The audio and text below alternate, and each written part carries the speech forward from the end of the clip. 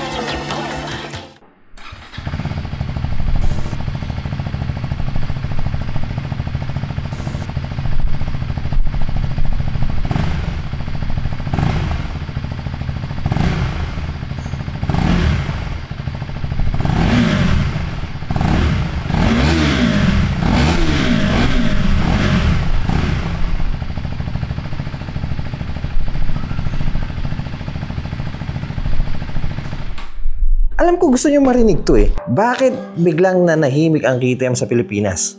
Well, the brand as well as Husqvarna may bago ng distributor. Ang Lucky Mappy, which is member or part of Motor Ace Philippines. At ngayong 2025, nagbabalik ang KTM with new lineup. Isa na doon, itong bagong Duke. Gumagamit ng new engine na kung tawagin ay LC4C. From 373cc displacement sa Gen 2, 399cc na ngayon dahil dyan sa mahabang stroke na 64mm galing 60mm. Nakaka-liquid cooled 4-stroke 6-speed single cylinder with 44.3 horsepower at 8,500 RPM. Mas mataas ng bahagya ang horsepower at mas maagang rev range and 39 Nm of torque at 7,000 RPM. Improve na din nila ang gearbox at optimize ang cylinder head. Fuel tank capacity is 15 liters, wet weight is only 168 kilograms at may SRP na 309,000 pesos. Tingnan nyo kung gaano kakanto tong motor na to. I mean, yung Gen 2 makanto na eh, pero dito sa Gen 3, dude! By the way, meron dalawang klaseng kulay to, isang Atlantic Blue at itong signature orange nila. Gusto ko itsura ng tangke niya eh. Medyo compact siya, inangat nila ng bahagya at buti ginawa nilang metal to, hindi katulad ng iba na plastic cover lang. And then additional black matte fairing. Ang sexy tignan eh oh. Then yung shroud, dude, galit na galit. Matte orange paint ito sa tangke, then glossy orange dito sa shroud niya. Ang haba ng kwelyo, no? With Duke 390 logo. Unang tingin medyo OA actually. Pero habang tinititigan ko siya, makes sense din eh kasi dito yung radiator niya yun. Para mag-complement sa side cover ng radiator with silver KTM logo as well. For the frame, this is also new, bagong trellis frame at napansin ko agad sa kanya yung suspension niya. Nasa bandang kanan na ng motor. Dati kasi medyo patayo pa ng bahagya, then nasa gitna. Ginilid nila, then ginawa nilang medyo horizontal kasi nilagay nila yung airbox dito. Dati intake to. Yung intake nilagay nila sa harapan. Dati kasi sa Gen 2 naka-trellis frame ang subframe, pero dito sa Gen 3, naka-aluminum na siya. Mga kuya ng Duke 390 halos ganito rin. Which is nice kasi magagaan ang mga aluminum eh. Medyo naging bulky lang tuloy sa tail section. And then meron kayong mga layer na design. Anyway, for the passenger foot pegs, alam niyo ang ganda ng quality ng foot peg na to. Hindi pilit. Tsaka ang ganda sa pakiramdam eh. Kadalasan sa mga ibang bikes wala nito eh. Usually nasa rider yon. And ginawa nilang plastic. Which is sa ibang bike naman metal. Pero ang ganda. High quality material yung ginamit nila. Coolant is also accessible here. Kung titignan mo yung part na to, parang ang komplikado no? Parang dami nangyayari. Which is, pabor sa akin, gusto ko yung mga ganitong klaseng itsura eh. For the seat, eto na. Medyo narrow seat. Ayan, at makapal-kapal yung foam na ginamit sa kanya. And ginawa nilang orange yung seat cover. Ano ba, parang may perma pa ng Harry Potter dito. Alam niyo, ngayon lang ako nakakita ng orange seat sa isang naked na 400cc. Halos lahat na nakita ko puro black eh. Pero dito, binagay nila sa kulay ng tangke at fairings. Nice! Tapos, dahil black yung subframe, ginawa nilang black yung pillion seat. At makapal to. Ayan ho. So flat main seat at bahagyang flat na passenger seat. Expect relax ang riding position natin dito. Ewan ko lang sa footpegs niya, medyo papunta dun sa likod eh. Hiwalay na grab bar. Bolt on lang naman to. So kung gusto niyo mas malinis, pwede nyo tanggalin. Eto na for the front end. Bam! Guys, aminin ko, ito na siguro ang pinaka-wild na front end sa isang 400cc naked bike. Dude, grabe to. Parang Decepticon na kontrabida, na bubuyog, na ewan. Medyo may resemblance sa dating headlight ng Duke 390, yung Gen 2. Pero nilagyan nila ng ganitong klaseng daytime running light sa gilid. So, mas naging bulky siya, mas naging predator look. Saan natin yung motor? Ayan. Sturdy LED turning lights para sa hazard. Yung itsura niya. Ganda na pagkakagawa nila sa headlight. Yung itsura ng daytime running lang sa gilid. Tapos yung kwelyo. Parang manunuwag. And for the LED taillight, ganito po itsura niya. May pagka-letter T. Yung fender niya, nilagyan nila ng mga liliit na paling ha. Ito kahit pa paano mas convenient, hindi masyado tumatalsik sa likod ng pasahero. Ito yung itsura lagay ng plakaw. Pag nasagi naman to, hindi naman basta-basta maputol yan. For the dash, isa to sa mga paborito ko dahil tignan nyo naman. Dude! Yung intro logo palang panalo na. So we have a very nice looking 5-inch TFT display. And as of now, nasa default display tayo. Daming nangyari actually sa display niya. Isa-isayin natin. So we have our warning icons dito po sa taas tulad na lang ng low oil pressure indicator, warning indicator, malfunction indicator, traction control, ABS indicator, clock, tachometer, at mga information na binabato ng bike tulad na lang nito dahil naka-side stand yung bike, nakalagay dyan side stand. Also, we have our gear indicator sa upper right. For the engine temperature, hindi siya bar, hindi rin siya number. Dahil malamig yung makina, nakasulat dito low. Kapag okay na yung temperature ng bike at pwede na kami umalis, nakasulat dito okay! And as of now, nasa street mode tayo, which is babalikan natin yung mamaya. Speedometer at mga ibang functions ng bike tulad na lang nitong ABS na naka-road mode, mamaya balikan din natin yan. At MTC. Fuel gauge indicator, as of now, meron pa tayong 250 kilometers para maitakbo ang bike. At mga info dito sa baba, tulad ng fuel consumption, battery voltage, at iba pa. So ito na, punta naman tayo sa main menu. Para magawa yan, meron tayong mga functions button dito sa left handlebar. Up and down, back, and I think this enter button. Para mapunta tayo sa main menu, click natin to. Ulitin ko So ito yung default display ng bike. Pinundot natin yan, ganyan tsura niya.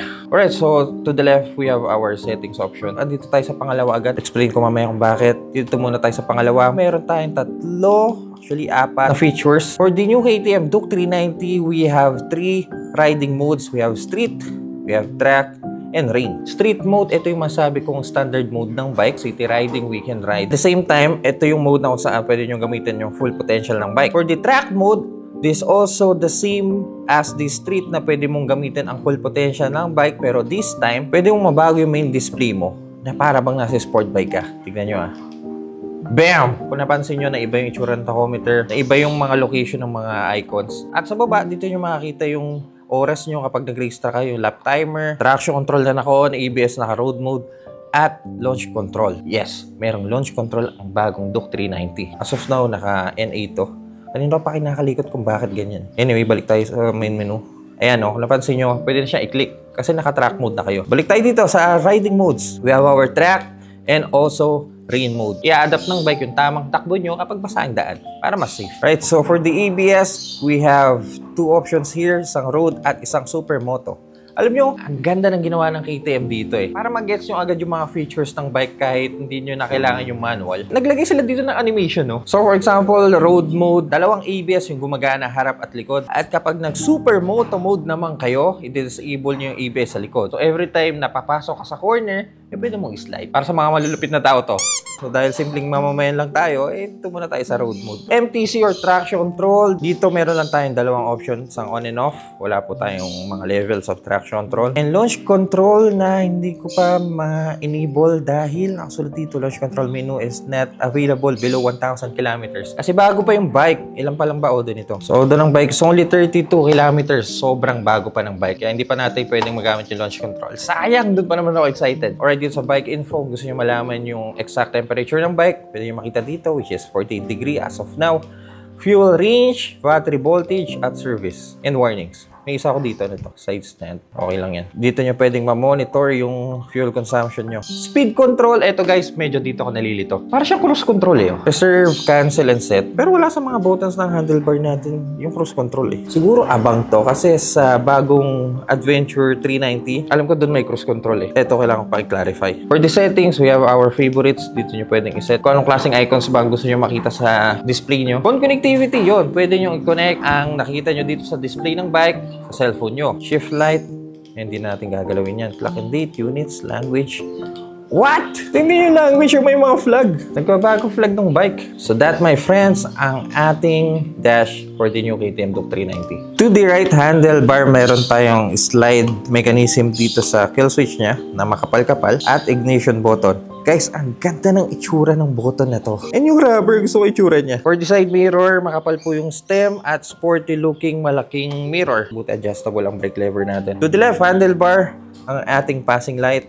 Ito rin atang high beam natin. Yun nga, ito na lang. Ito yung mga gusto ko eh. Isang function lang yung passing light tsaka high beam. Hazard button. Ito yung pinakita ko sa inyo kanina. Toggle switch para sa menu. Turning switch and busina. Ganitong mga buttons yung gusto ko eh. Clutch lever adjustable ba? Yes. Lambot ah. Naka-assist and slipper clutch na to, kaya malambot ang clutch lever. Also, yung gearing natin, parang napasobra nga yung lambot eh. So, sobrang lambot, ang hirap hanapin ng neutral. Ride-by-wire nyo to guys, kung mapapansin nyo, wala kayong cable na makikita dyan. And for our front suspension, gumagamit ng 43mm W Peak Apex open cartridge forks na adjustable ang compression at rebound in 5 clicks gamit lang ang kamay. So, mas madali, mas convenient, lalo na kung nasa daan ka na. 4-piston radially mounted caliper from Vibre. Tulad ng sinabi ko sa inyo kanina, ABS to, front and rear. Pwede nyo i-disable din ang likod. At tignan nyo kung gaano kalinis yung brake disc nyo. Naka-bolt on to sa may mugs na. Alam ko dati yung braking system, itong disc natin nasa bandang kaliwa ng bike. Ito, nasa kanan na.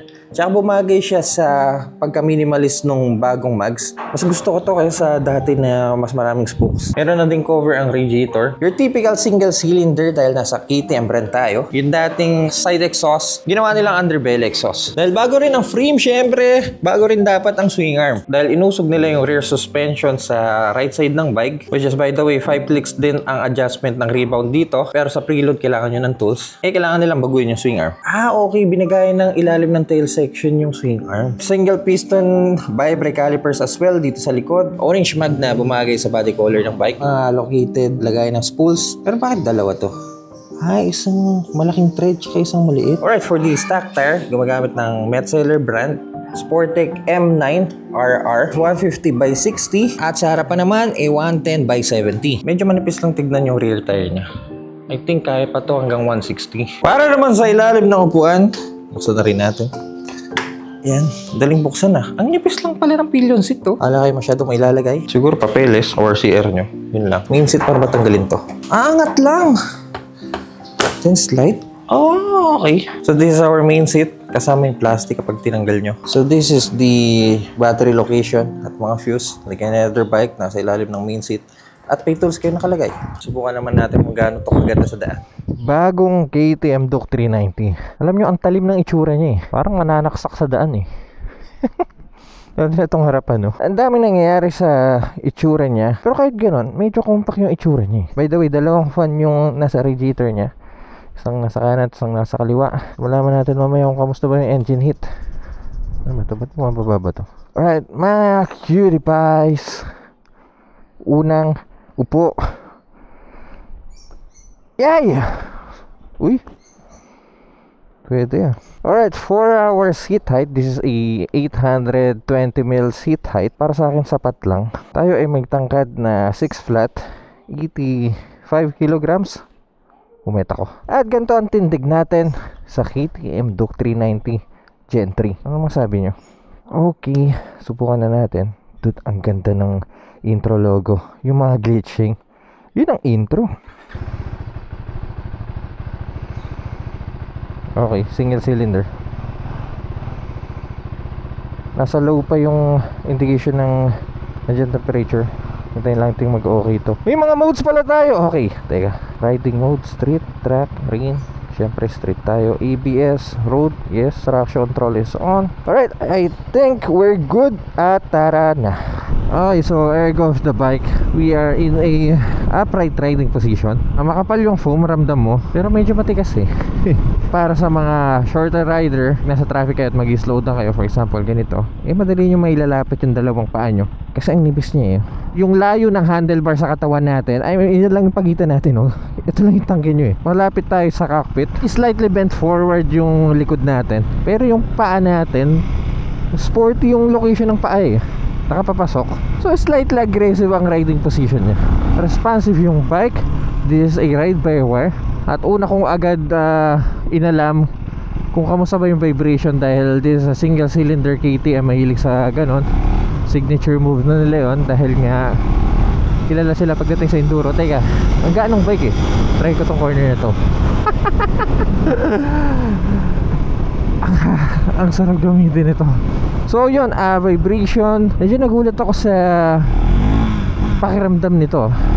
I mean, nasa utak ko na kasi na okay, single cylinder yung bike. Expect ko na to na ma-vibrate handlebar sa kamay ko tsaka sa paa. Which is, hindi naman tayo nagkamali. Pero somehow, hindi siya ganun sa ina-expect ko.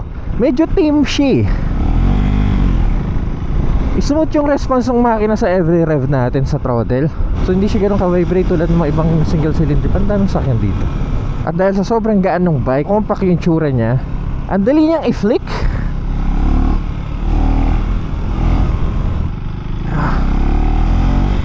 Yun! Mas mahaba ng wheelbase nito kumpara sa dati. At pagdating sa engine response, ang fun part dito ay yung power ng low end torque niya. I mean, kapag piniga nyo siya in low gear,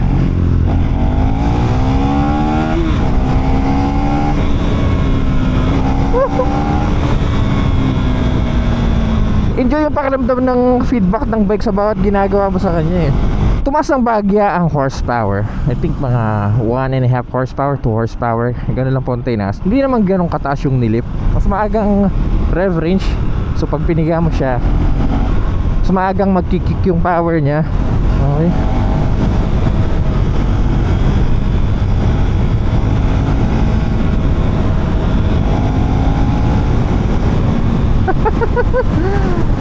Bawat engine brake natin, hindi siya ganun kanginig. Usually andun yung vibration ngayon, especially in low gear. Quick shifter ba to? Wala. By the way, for the quick shifter, optional po siya. Hindi po siya kasama once na binili nyo. Pero ang lambot din kasi ng clutch lever yun yung gearbox eh.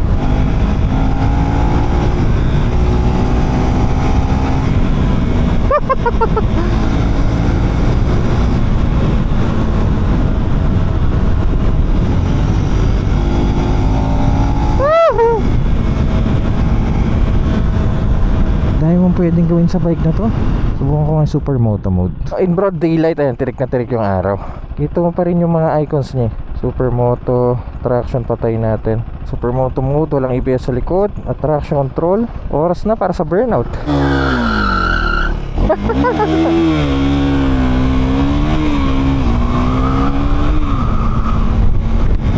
Dude!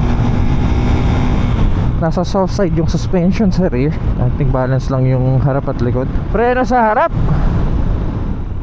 Yeah. So hindi pa yung ABS. Naka supermoto mode tayo, pero subukan pa rin yung rear brake. Enjoy to, man. Sayang lang hindi pa pwedeng subukan yung launch control eh.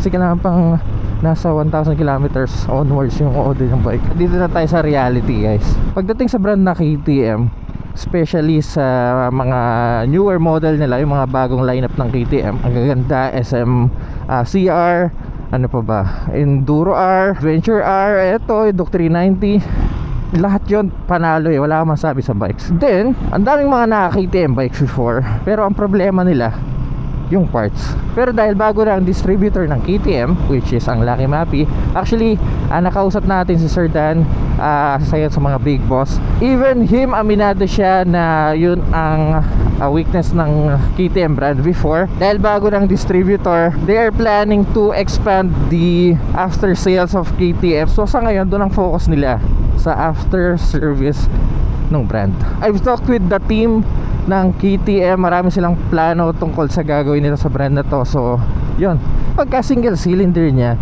maikukumpara mo yung smoothness and yung responsiveness niya sa mga twin ngayon eh.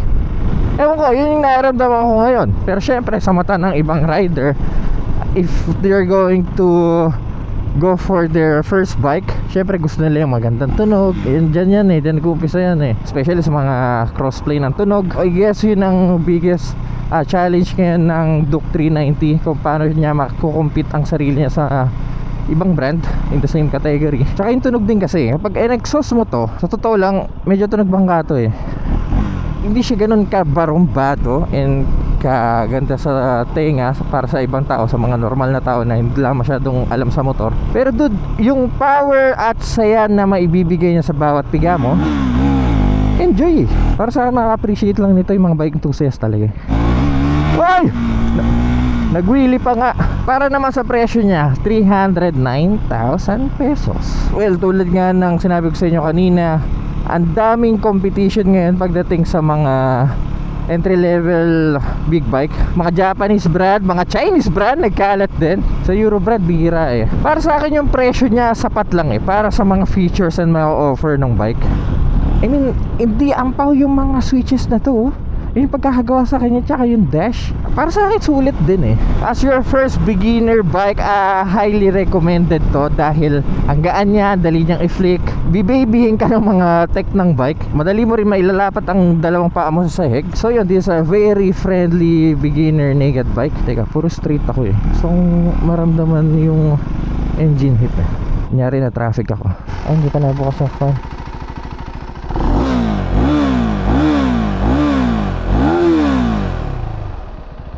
Ayun na, bukas na.